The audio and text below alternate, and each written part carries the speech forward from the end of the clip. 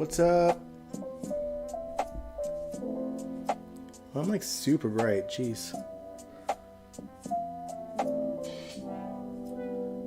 Hey y'all.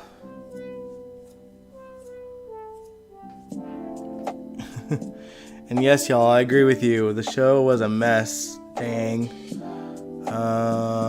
Hey Sandy. And hey Reg, hey Angel. I'm gonna turn another light on. I thought this light would be okay, but I look like a ghost. I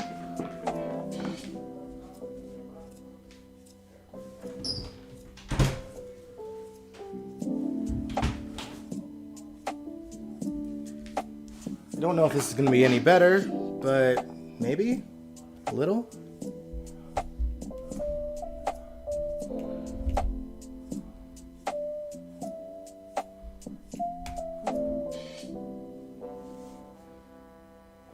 Slightly better.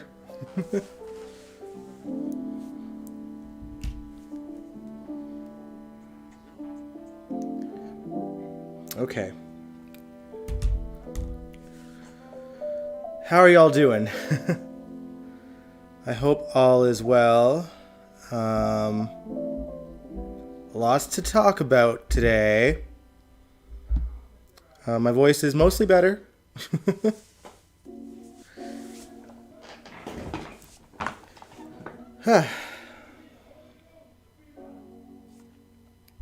But yeah, I hope you guys had a good weekend. I hope maybe you enjoyed GH more than I did. Some of you clearly haven't. Bloated from eating Chipotle. Hey, I just had some spaghetti, so I also feel very full.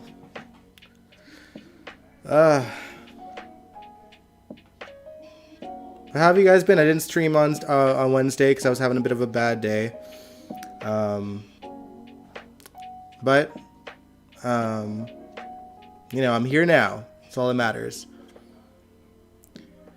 You know, the reality is I'll have some good days and bad days, but I'm going to do my best to, you know, stream as often as I can still. Usually every Sunday. I only really postponed yesterday to today because my voice was shot, and also because you guys didn't get Friday's episode. So I thought, well, I might as well wait till Monday till y'all see it. Because all my notes, because I had everything kind of already set up, and I was like, oh yeah, they didn't see Fridays. Because usually I go on the message boards and stuff, but this weekend was a bit crazy for me. Hey Kaiwan. Just came back from my mother, my brother, my grandmother's. How are they doing? How's your family doing?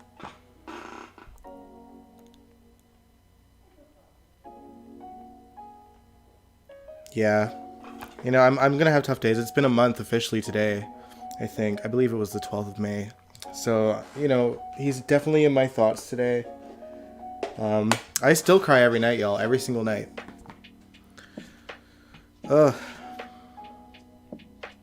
Y'all gonna have any more forest fires in Canada? Inquiring minds would like to know. I saw what y'all did to New York. Listen. Listen. I don't know what's going on. Listen, Alberta, we actually get a lot of like a lot of wildfires in the summertime. It's like pretty typical, but it's crazy this year. It's absolutely bonkers this year how many we've had. Like, but we've also had forest or like wildfires. I keep on wanting to say forest, but some of them are just like grass fires. Some of them are in the woods, of course. But I was gonna say, it happened in April, like our first fire hit, and then it kept on going in May. Today was pretty smoky, or not today. Well, yeah, a little bit today. A lot worse yesterday. Here, but nothing like New York. The last time it looked like what it looked like in New York, here was like years ago, like maybe 5 years ago.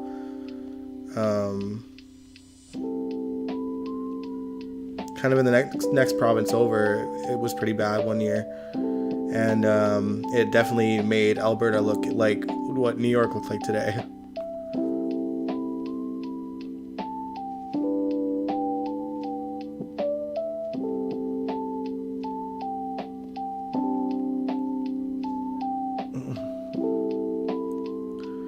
Fires west, central, east, worse than here, maybe. Yeah, the smoke in New York is unreal, you guys. Ned tripping over a towel after running like a kid, chasing after an ice cream truck. Jesus. Yeah, we go and talk about that. Got a whole bunch of flat grass to burn here in KC. The air quality was crap for 2 days. Yeah, it's been coming and going here. Like, we've had more better days than not in the last few months. But we've definitely had, like, some days where it's like, hey, maybe stay inside.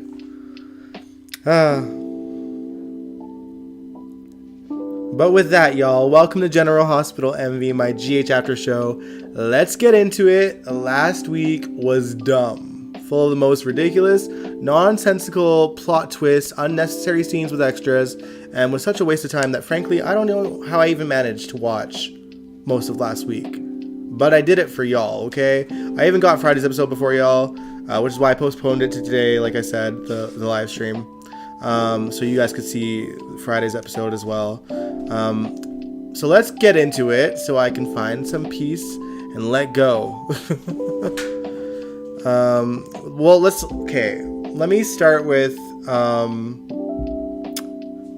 Let me start with the Carly and Michael stuff. Okay, let's talk about Dex. Last week, Carly found out from Michael that Dex is working with Michael to find evidence against Sonny to take him down, and also that Joss knew the truth as well. He had offered her the flash drive that Dex recorded as evidence against Sonny to turn in to save herself from going to jail for the SEC mess, of course. Carly basically spelled out to Michael exactly why it would put their family in even more danger if Sonny goes to jail, because it'll open up a vacuum for someone to try to take over his territory and take all of his power, and all of their family would be fair game, and especially with no Jason to take over the business, and Carly knowing as much as she does, Sonny's enemies would likely pick off the Corinthos clan one by one. Honestly, that would be so fun to watch, though. Can you imagine? Oh my goodness. What are y'all saying? Turn on the light. Full day in New York. What are they doing with Nina? Oh, we'll talk about Nina. Trust that. Ricky said, I'm gone. GH went down the tubes. Blames stupid writers still. Joss is working my last nerve. Yeah, we're going to talk about Joss here. Like, Carly... Because Carly also confronted Joss when she came home and called her out on her bloodlust over Sonny, and then smashed the flash drive in front of her while Jocelyn ugly cried, basically. I will say that Laura and Eden McCoy rocked these scenes, though. Like, I think that they did a great job. Like, when Joss throws Morgan in Carly's face...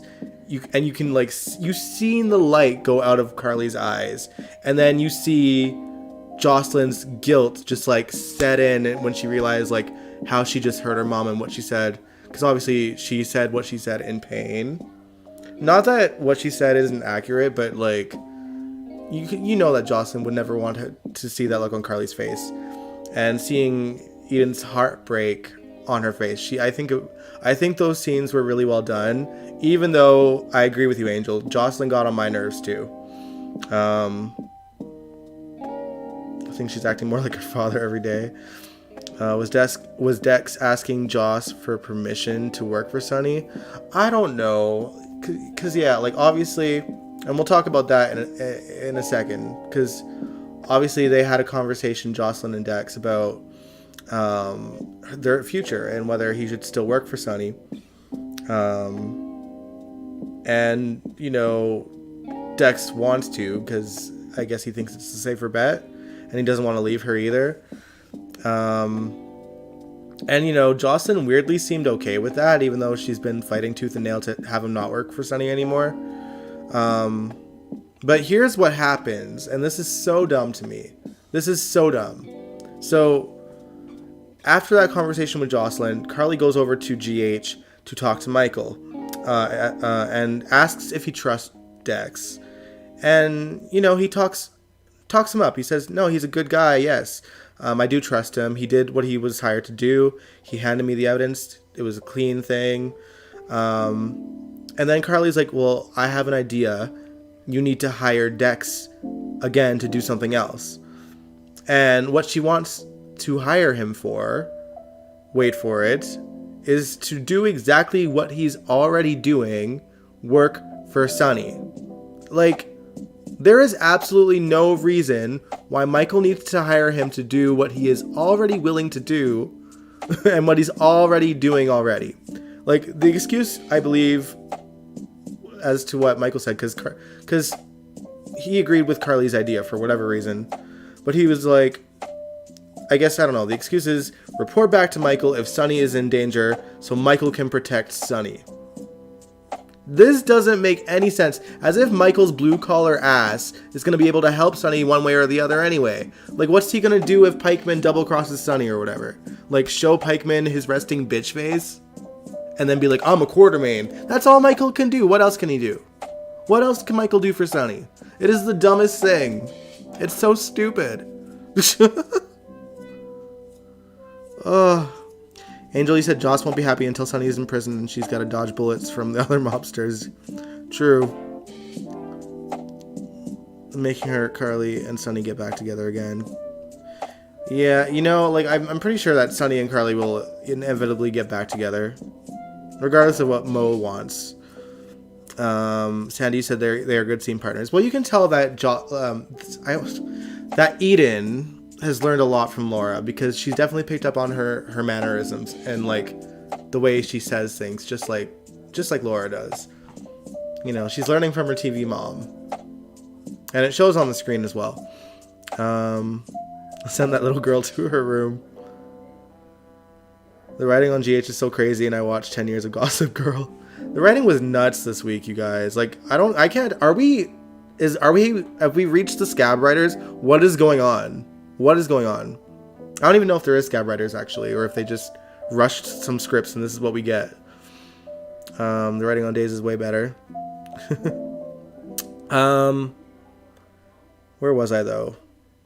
Okay, so yeah, it's essentially it's the dumbest, most pointless story ever. It doesn't make any sense. It makes no sense to me. This is the stupidest plot. And also, Dex agrees to do it. Dex agrees to do it. Like, and it's funny because they were just talking about, well, at least you're not under Michael's grasp anymore. And then in walks Michael and Carly with their plan. I just don't get it. Truly. But moving on, though, Willow was finally shown on our screen for the first time in a while this week, and while she could have had like a thoughtful conversation with Elizabeth, or even Portia, or even Terry, or TJ, like pick one, she has a conversation with a nurse that we've never met before, and their conversation was simply to play devil's advocate when it comes to Nina. And the mom that raised her, Harmony, they talked about. And of course, Carly, who's there night and day checking in on Willow. Like, it's not, like, I just don't get it. Like, is this nurse going to be a regular? I think we've seen her on Friday/Monday's episode as well.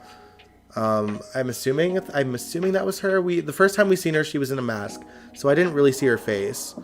But apparently, the actress that plays her temporarily played Alexis once as well. Like a long time ago, when she was, away for whatever reason.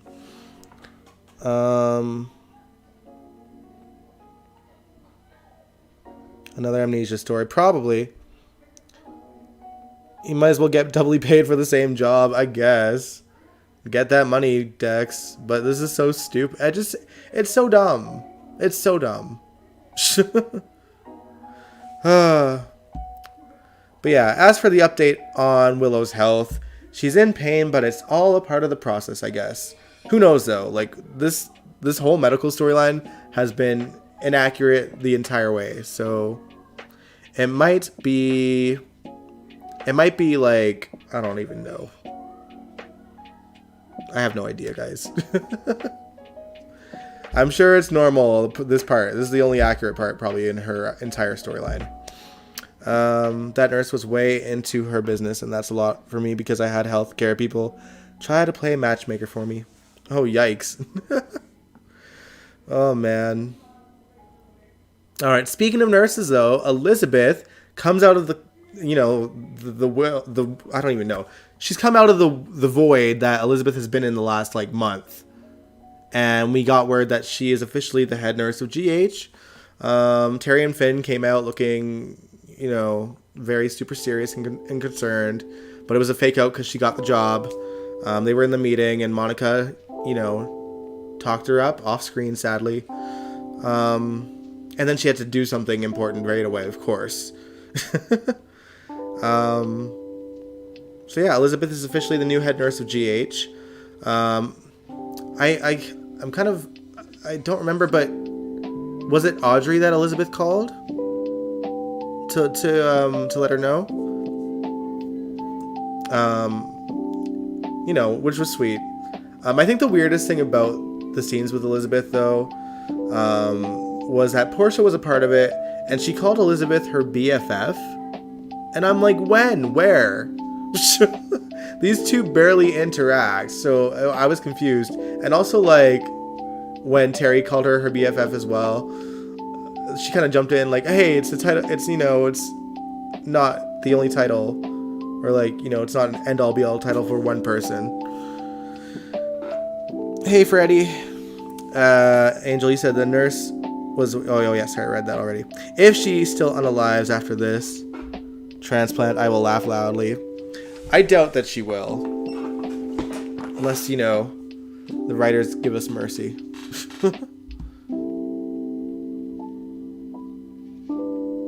Jordan might be after her one night stand with Zeke. That would be mess. Let's talk about Zeke, actually, because that just happens to be the next thing in my notes. It was the one thing that I was really excited for this week, was that Zeke was returning. Firstly, to check on his sister, since she's practically been ghosting him with brief, like, I'm fine texts, I guess. So he just wanted to check in on her. But secondly, because he's actually Drew's lawyer. More on that later, though. But first, one thing that he did was Jordan. Since she finally realized she put her love life on hold for too long, she hopped right into bed with the man who she met at the Metrocourt pool. Not that I blame her. Zeke is fine. Zeke is hella fine. And the love scene was hot, I was kind of just hoping he'd be gay, because we could use some gays during Pride Month. But it is what it is. And, at least Jordan finally has a story. It's just a shame that her proclamation of having a little fun with no baggage led her to sleeping with her ex-husband's wife's brother unknowingly. That poor woman can't catch a break, y'all. Just let Jordan find some happiness without drama, y'all. My goodness. Oh yeah, we did get a Bobby mention too. And they did show Jackie's photo at the end of, I think, Friday's or probably Monday's episode for you guys. Portia doesn't have any friends, so Liz is her best friend. True. Very true. My goodness. Oh, lordy. But yeah. So anyway, as I mentioned before, though, Zeke also happens to be Drew's lawyer. Left field, but I'll take it considering we got Zeke back on our screen. They were trying to discuss strategy, which would make sense, except Drew's strategy is to try and blackmail Tracy into convincing Ned to using his connections, basically, to shake off the SEC a little bit. And, he truly believes that Ned did that to him in the first place. And as you probably guessed or saw, it went super well for him. Because while Drew was blackmailing Tracy by the Metrocourt pool, Ned was at the Metrocourt restaurant overhearing Nina and Martin discuss the fact that people are trying to find out who tipped off the SEC, and her wanting Martin to do whatever it takes to make sure people don't find out that she was the one who did it. And he even confronted Nina about it, told her she was going to lose Sonny for sure. And initially I was stoked, you guys. I was like, this is great. The storyline is moving at warp speed. We don't have to endure this for too long. And then once Ned found out Drew was at the Metrocourt pool, when a staff member informed Nina that Tracy and Drew asked for privacy and closed the pool to the public, Ned went running to tell him the truth, and Nina chased after him. And here is where things just got stupid.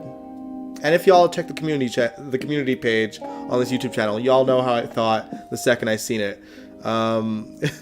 So Ned runs to the pool, trips on a towel, bumps his head, and falls into the pool, and now he might be in a coma, and there's a problem with his brain. This is what...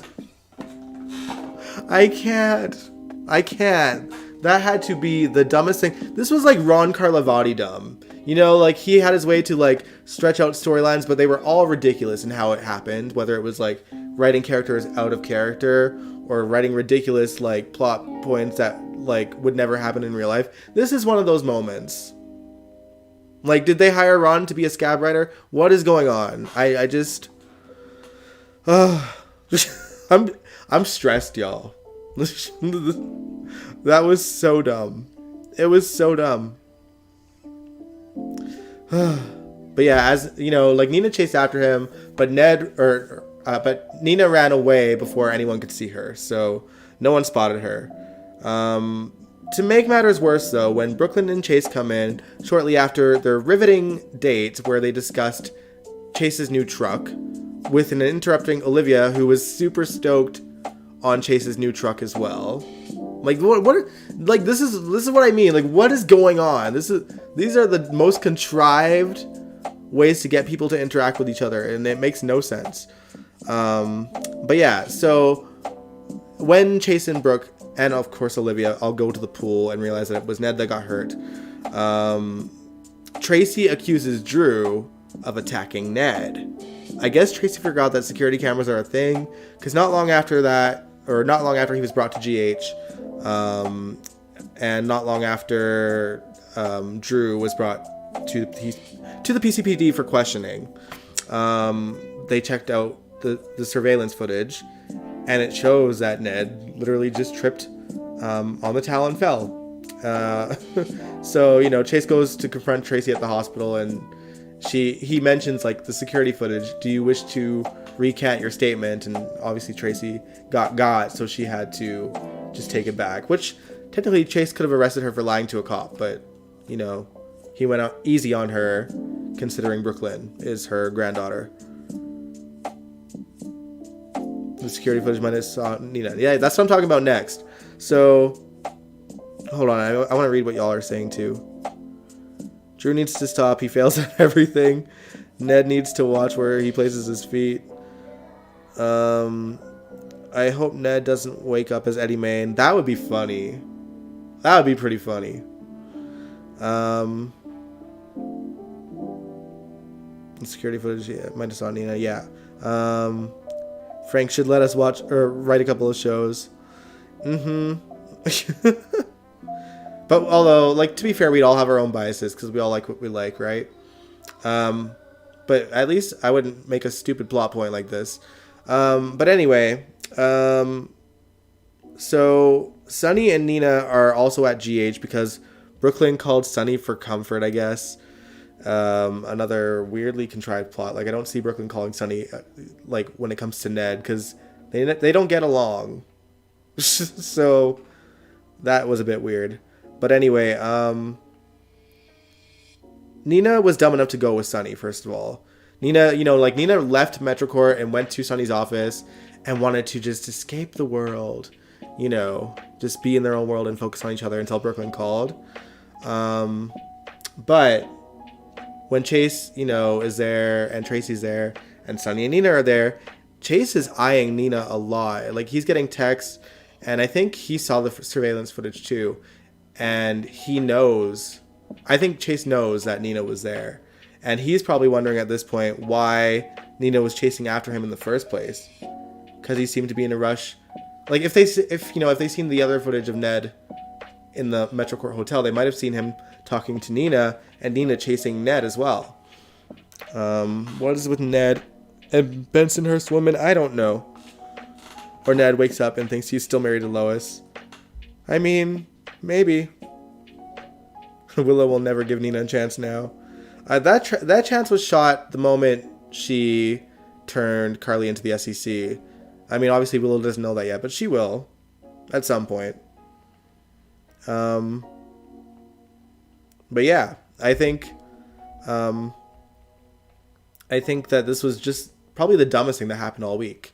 Frankly, that was like I'm still just baffled that this This is how they chose to drag out the storyline. And I guarantee you Ned's gonna not remember at all. So, I don't know, it's nutso. Alright, moving on though. Let's talk about Ava and Austin. They are still under Mason's grasp since he saw what Ava did to Nicholas, and also happens to be holding him captive somewhere. Probably in Pawtuck, I'm assuming. And also, you know, like he's been holding Austin hostage, or, you know, basically putting Austin under his grasp since Austin got here like 2 years ago. Maybe not that long. I think, when did Mason start appearing? I feel like, well, Maxie and Austin were still dating. We know that Mason was there when Ava got stabbed at the Quartermain picnic thing last summer. So it's already been a year at least.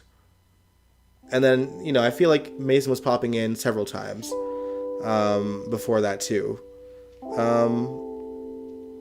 But despite it being all this time, we've learned absolutely nothing about who Austin and Mason work for. I mean, I could guess. It's likely Selena, I think. Because she's the only real, like, enemy out there. I don't think it's going to be Olivia Jerome, because just based on when Ava brought him up thinking that brought Olivia up thinking that Mason wanted to use her her Jerome connections. He kind of dismissed it in a way that I don't think that Olivia is his boss. That's why I think it's Selena. But essentially, Mason wants Ava to use her connection to Sunny to spy on him, as if he would even give her the time of day if she didn't have to drop Avery off to him all the time. And it's because, you know, they're interested in Sunny. I think that's why I think it's Selena, because, you know, she's already trying to get Gladys to spy on Sunny, and now all of a sudden this female enemy wants, you know, to use Ava to spy on Sunny. Probably because let's assume I'm right and it is Selena.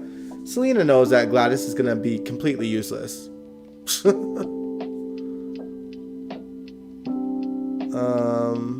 What are y'all saying, by the way? Oh, Angel, you said, I hope Sunny yells at Nina when the truth comes out. He probably won't, like he did with Claudia. I want to see some broken glass. That'd be crazy if Sunny confronted Nina in the same way he confronted Claudia, because that was an epic scene for sure. Austin is over anxious to see Sunny dead. Yeah, he's up to something wicked. Yeah, he seemed like weirdly down for it. Like weirdly down for it. Considering he acts like he wants out so badly from this mob thing, you know? I think it's one of the good guys from the Survival WSP, but we know it's a woman though. So like, what woman from the WSP?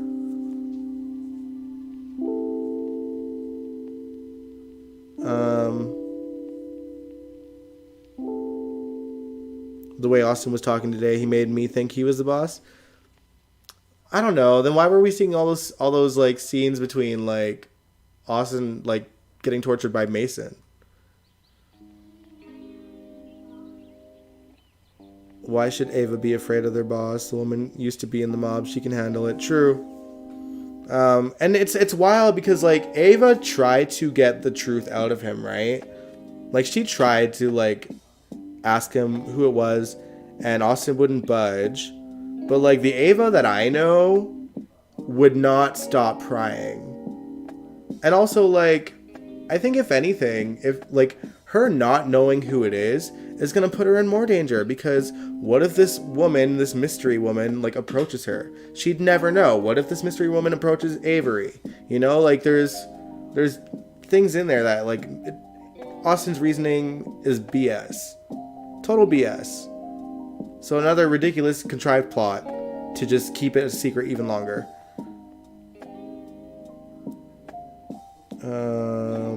Freddie said Willow says she still loves Harmony. How the hell can you still love that woman after she basically pimped you out to a trifling cult leader and lied to you your entire life? It doesn't make sense at all. Well, I think Willow's probably still in the mindset of like, how Harmony tried to make up for it a little bit, but then, you know, basically had a complete meltdown when the secret got out that Willow wasn't her child. Angel, you said if I was Ava, I would tell Sunny everything. I would too. Just like put it all out there so that Sunny knows that there's an enemy lurking. What does she have all the information of? Do you mean in terms of like the mob, or from Sunny? Maybe Ava will help Nina. Who knows? What about that woman with the hat that knows Luke? Wasn't that... Oh, who was... Do you mean, like... Oh my god, what's her name? Sorry, I'm running that, like, General Hospital song in my head, because they... Jennifer Smith? I don't think so, because Jennifer Smith is in jail, right? And she wasn't really, like... I don't know. She wasn't huge. She wasn't a huge mobster. Her dad was. Want to know who Pikeman is? It's funny because this week, like, they were talking Pikeman. Well, whenever they'd mentioned the word Pikeman, they made it seem like it was the company name and maybe not the person that runs the show. She came on briefly. Yeah, but the woman in Who Knows Luke was sitting in jail for, like, the stolen Ice Princess, right? Yeah, Jennifer Smith is in jail because Valentine framed her. Valentine framed her when they were on that island and Anna and Felicia were kind of there spying. But, I mean, I guess now, like, is the truth out there that Victor framed her? That I don't know. We don't really know what's going on with Jennifer, but Jennifer's been in jail for, like, the past year because of that. Austin's starting to be a weakling. If I was Ava, I would say to hell with Austin and Mason's BS and their mystery boss. I'm saving myself and going to Sunny. Yeah, like, I would too, honestly. Because, you know, like, Sunny will fight back, and, like, Austin, for what he did know going into Port Charles, like, you know, at the beginning, like, I don't think he knows what Sunny's capable of. Because, obviously, this guy has been a mob boss here in Port Charles for, like, 30 years. So, like, you know, like, Sunny ain't going anywhere. And Sunny's probably a tough opponent, considering no one else has been able to take over the territory. Even people who, like, GH build up to be these, like, huge, powerful, more powerful than anyone's ever faced mobsters. From Anthony Zacchara to Cyrus Renault, you know? Like, no one's been able to take him down. I actually have a bit of hope for Selena, but, like, not much for most people. But we'll see. We'll see how it plays out. I think if Maurice ever retires, it would be nice to see Selena defeat him.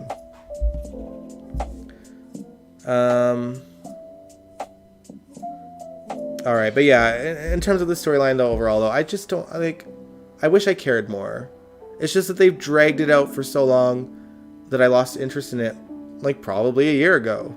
Like, it was getting old when Mason was still, like, harassing Austin, even at the Quartermain picnic. So, like, a year later, and they, you know, they don't bring it up that often. Like, it's not brought up often for me to care. Often enough, I mean. And then also, poor Laura and Kevin, they are on their way to go all the way to Chechnya to look for Nicholas when he's probably just in Pawtuck. And they're even bringing Yuri with them. So, my goodness. I hope we actually get to see them. Like, I hope we get to see Laura and Kevin and Yuri in Chechnya. Because we need to see Yuri more. And also, we need to see Yuri and Terry together.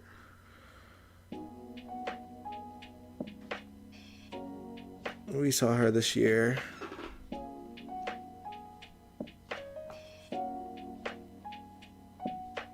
Was it this year?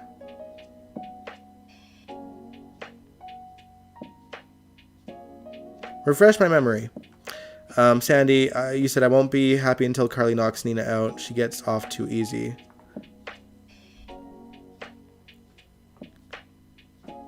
Freddie also said, I would laugh my ass off if Curtis saw Jordan with a baby bump with another man's baby. That would be Curtis karma for playing with Jordan's feelings. Mm-hmm. And Laura and Kevin's trip is Spencer, Esme, Ace, and Charlotte going to be alone on this house, or in the house. No, I think Kevin's getting Alexis and Sam to check on, to like kind of, you know, play referee with Spencer and Esme. Not that they'll be moving in, but they'll probably be checking on them often, I'm assuming. It ain't gonna be pretty for them though.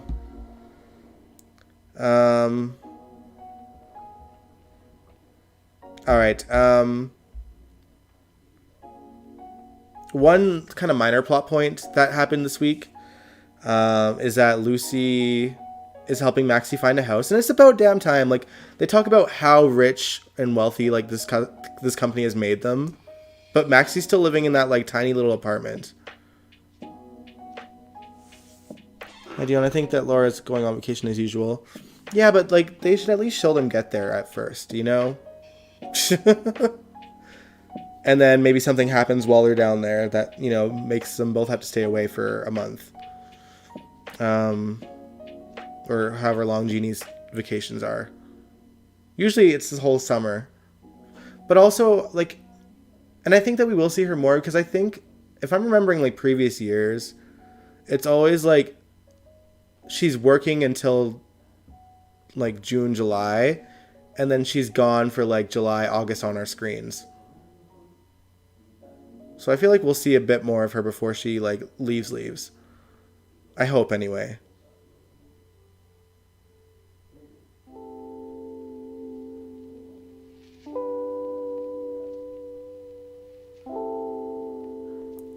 Is Alexis going to live with them or check in? I think she's going to check in, but we'll see. Who knows? Maybe when she checks in, she'll realize that she'll have to stay there. I don't know though. But yeah, so Maxie's looking for a new house, and it's about time. And I hope that she gets a really nice house. And I hope that we get to actually see her kids.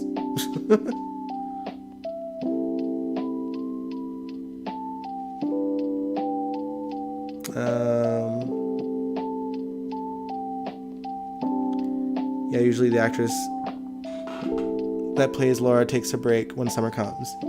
Yeah, but I think she works like through June, and then like we'd see her for like another month and a half, and she'll disappear like, you know, like August, and then come back in November.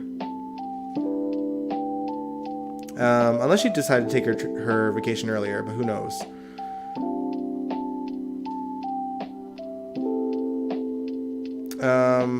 But yeah, I am a bit worried for Maxie, because obviously Tracy's trying to plan like a hostile takeover of Deception, and Ned was the only one, or who? No, Drew is aware, but he was going to use that to blackmail Tracy, and now Drew is never going to know that Nina is the one that actually sunk the SEC on him. I'm glad Maxie's finally moving. Spinelli's coming back. It's about time. I miss Spinelli.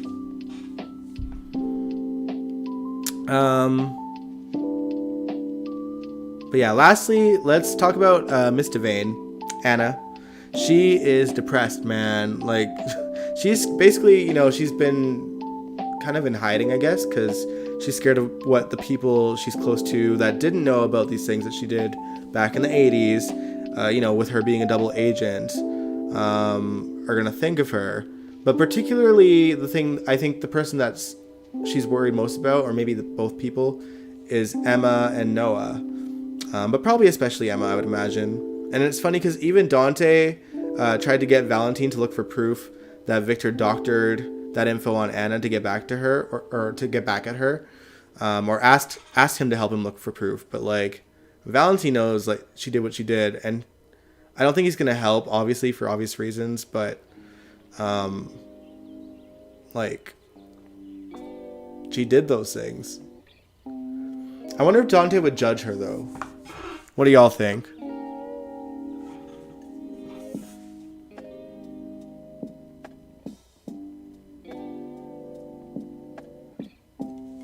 I want to know in detail what they are saying, what she did.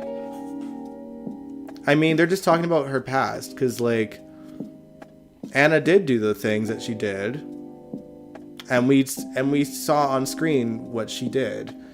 Well, I mean, I wasn't born then, but there were, I've seen it on YouTube. They showed what she did. They had flashbacks of what she did.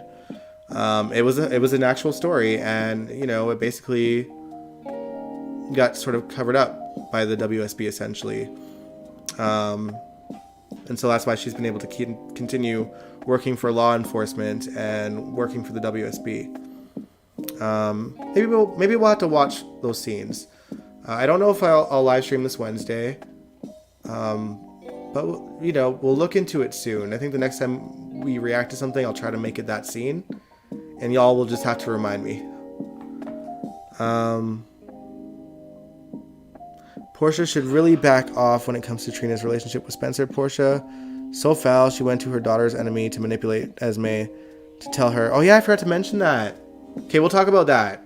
So, basically, when Zeke did come to town, she talked about, how she hates Trina with Spencer. And obviously Zeke didn't have a good feeling about Spencer either.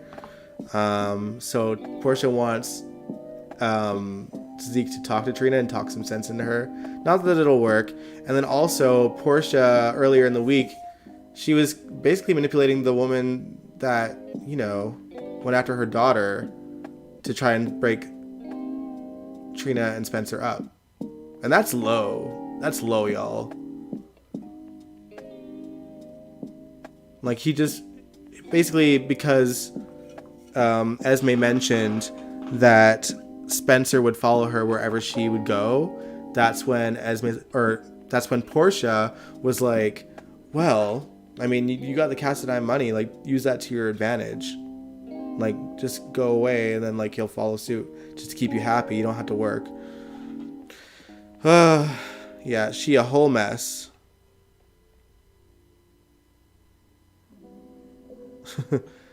She was a double agent. I didn't see what she did. I was born in 1994. I was born in 1990, and I didn't start to watching till 2006, y'all. Like, well, earlier than that, but like religiously in 2006. But it's on YouTube. At least it was, and I'm sure it still is.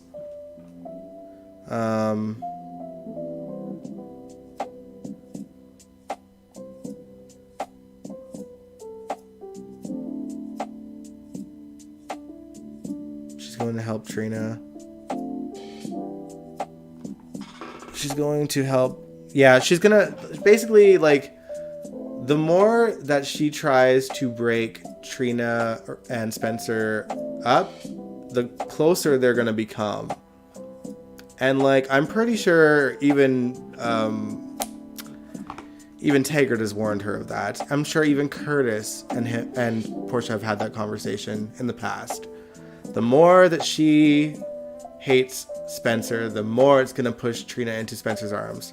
So, that's that on that, y'all. Lord. But yeah, this week was a mess, you guys. Like, that was like 1 week just filled with every possible ridiculous plot point. All into one little setting, and I don't know how to feel about it. I hope this week is better than the last week, but the promo for the week, like the overall promo, looked pretty boring. It was basically like, one family is like rekindling their bond while the other is falling apart, and it's showing like, the Quartermaines holding vigil for Ned. And it was a double agent. She worked for the WSB and the DVX. Taggart already went through this with Gia. Yeah. So, like, Taggart knows what's up. Like, he has reasons to not like the Cassadines. But he knows better. He knows better. But I feel like every parent, like, probably realizes, like, the more... Especially when it's, like, a young... Like, I say teenager. She's obviously, like, 21 by now, I think. But but like, she's a young girl, and it's just gonna make Spencer more appealing if Portia goes after her.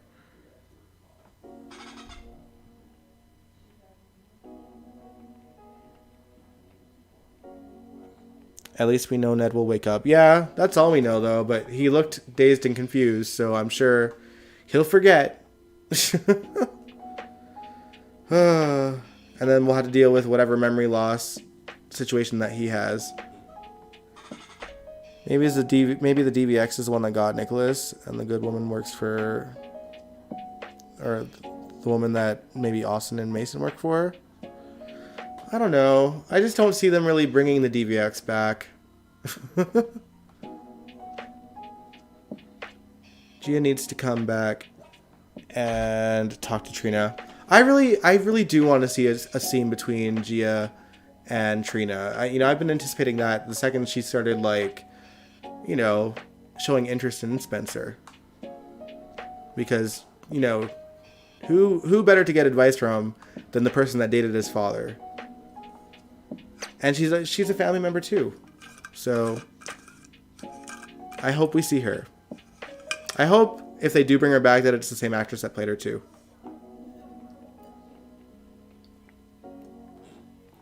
The same one that we've seen date Nicholas.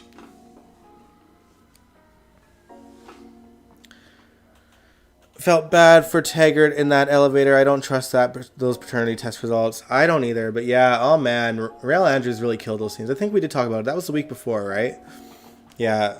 And I hope that we actually get to see Taggart work through this on screen a little bit, because A, he would rock it. B, we need more Taggart. Like, it was annoying as hell to see how very little he was a part of the story where his daughter gets held hostage by a Cassadine.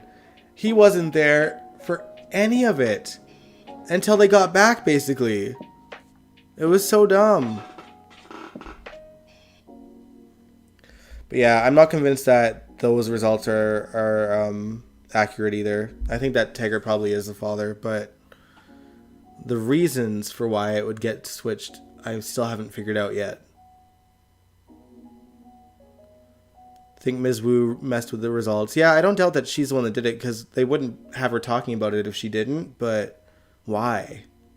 Like, I thought that she would want him out of her hair so that she could take over the club,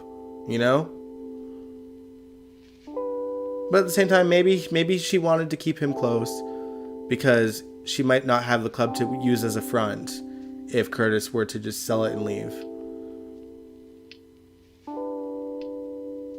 Freddie said, I know it'll never happen, but I would love when the truth comes out about Nina reporting Carly to the SEC. I would love to see Carly push Nina in the pool at the Metro Court as payback. That'd be funny. That shallow ass pool, y'all. I mean, I don't know. Like, I'm so over the Carly and Nina feud. Like, I don't want to see, like, Carly gets to ream out Nina like every week, It's like it's old and tired. Does Carly deserve to have her moment with Nina? Absolutely. I'm not excited for it. I've seen it every week for like 2 years. So it is what it is. It is what it is.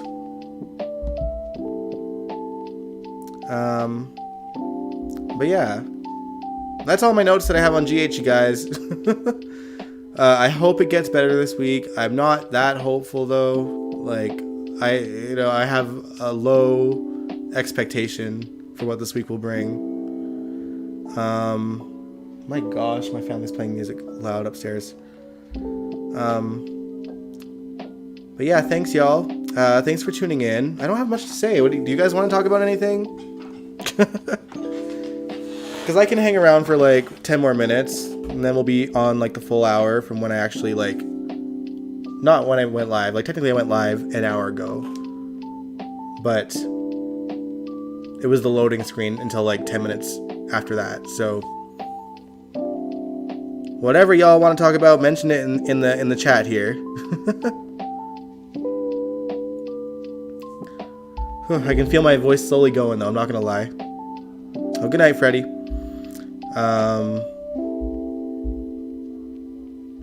But yeah, it was a messy week, and I just wanted to get better.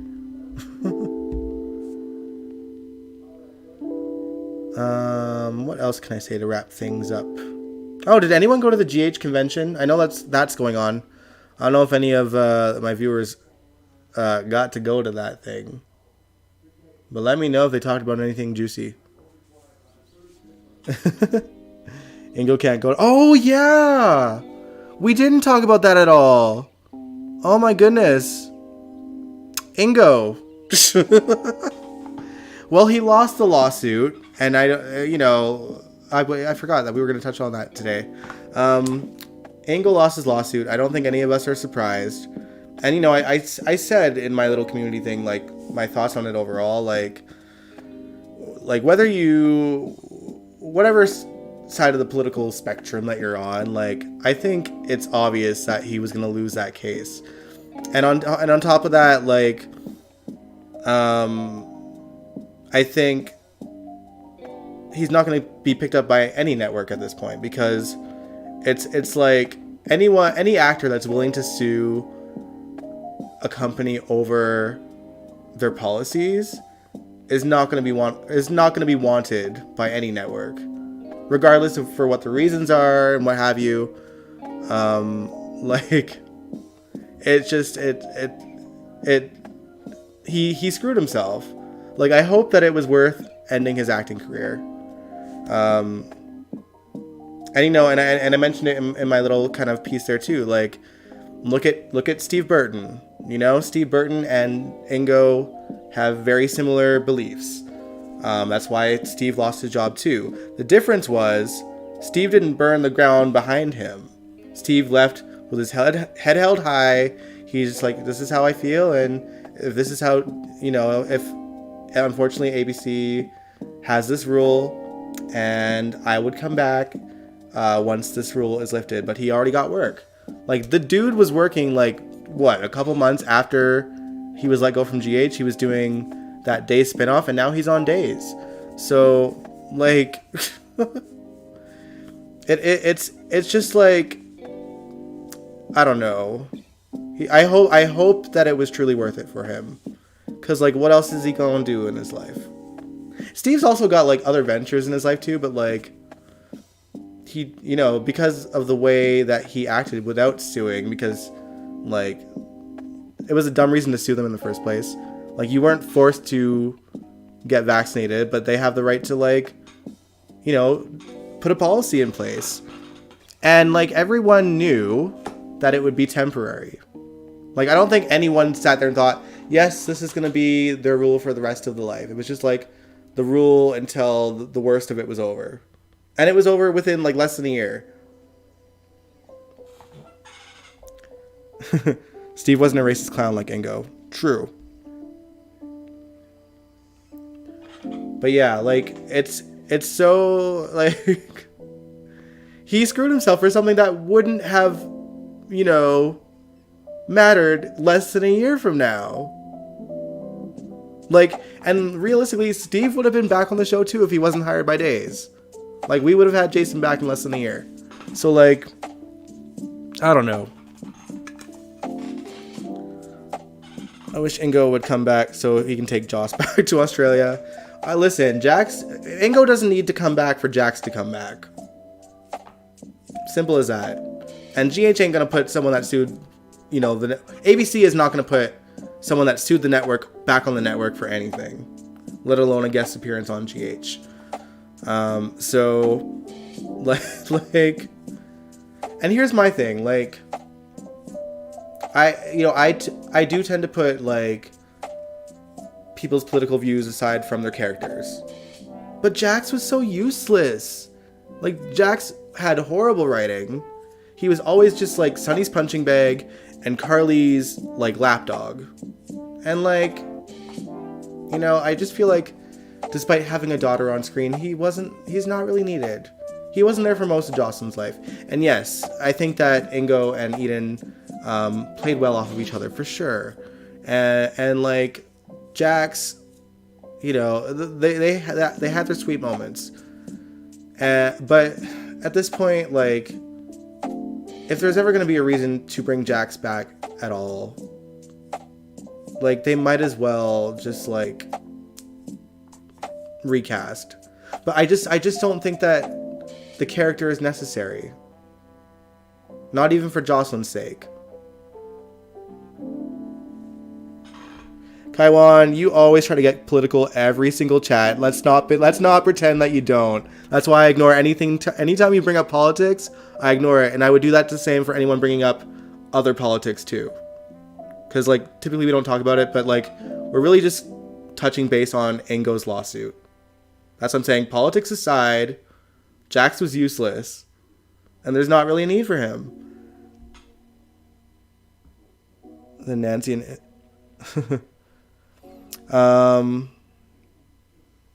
they made Jax useless.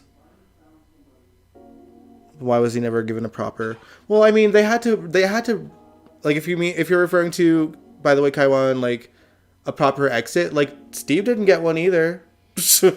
like they had Jason buried under Rebel with, like, no word on whether he'd be alive or not. If anything, they gave Jax a better send-off than Jason, because, like, there's no mystery. Jax just, like, wanted to leave town to get away from the drama, So, and it's not unusual for Jax to be gone, and working. Like, because that's what he does. He's, like, a business mogul who's, like, worldwide, known worldwide. So, like, it's not weird for Jax to not be around. That's, for the most part, like, why we don't see, why I'm not phased when Jax is not around. Like, I'm not like, man, Jax would be here for this. No, he wouldn't. Like, Jax was barely around for most of Jocelyn's life, including her relationship with Oscar. Until, like, the end, really. Hey, Nathan. Yeah, we're just kind of wrapping up the stream, but we almost forgot to talk about Ingo. I kind of forgot about that. And how he lost the lawsuit.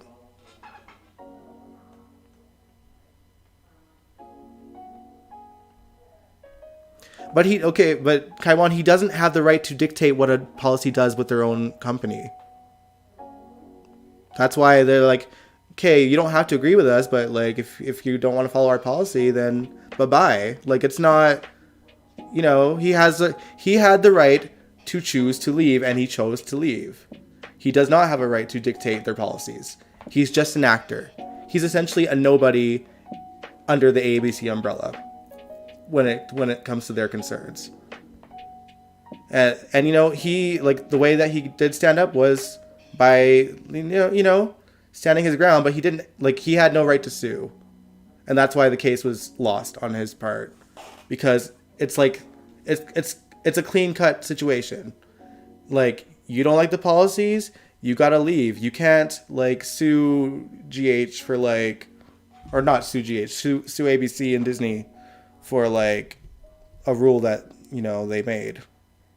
And then he also tried to, like, say that he was fired. Like, he tried to claim that, like, they fired him for his views on Trump. No, they didn't. There are other conservative actors currently on GH.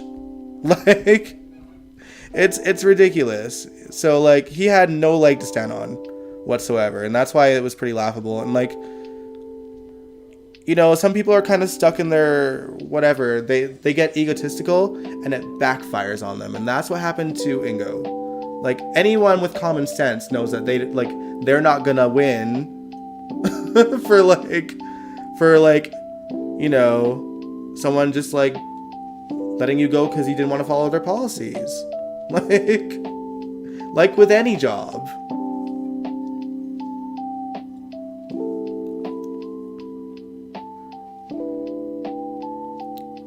Alright, good night, Kaiwan. Angela said, it's like the hospital telling me I need a flu shot and my first 2 COVID shots to work there. Then me saying you can't do that because that violates my rights. It's their policy. Exactly. Like, if that's their policy and that's what they feel is the best thing to do for their company, then it is what it is. And if you don't like it, go somewhere that has a policy that's more suitable to your needs. And that's how I feel with any job. Like, it just is what it is.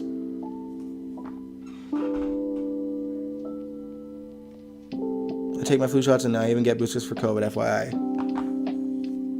Yeah, and like, that's your right to do it, you know? Like, and you know, and I think to work in a hospital, you should expect that too. Like any disease that's going to come up. As for Steve Burton, I think him leaving GH had more to do with just the mandate. His character in Jason Morgan was very unlikable near the end, after the whole Jason Britt Charlie fiasco, plus behind the scenes politics. I will say that it was certainly unique, and I do wonder if, like, maybe the fact that they knew that the mandate was coming kind of dictated how Jason and Britt ended. I don't know, though. I don't know. Like, it seemed very bizarre to me that they seemed to be all in on Jason and Britt, and then all of a sudden he had to marry Carly for, like, the mob stuff, but suddenly he was falling in love with Carly. That didn't make any sense to me.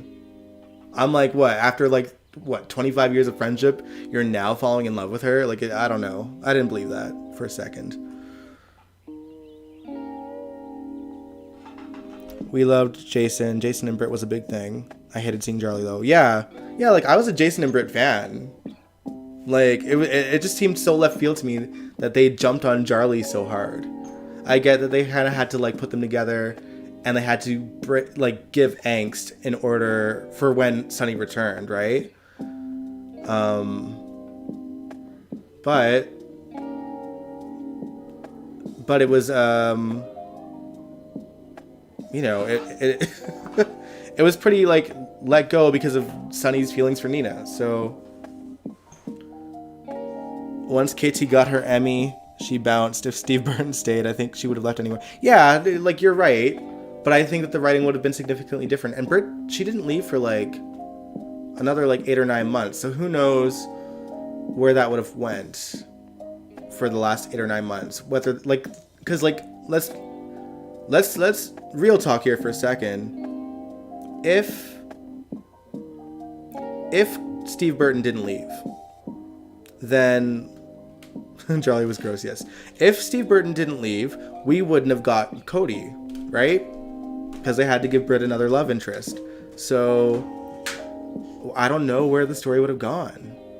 I don't know. And then, you know, they brought Cody in and then Britt left. Gosh, I miss Kelly so much.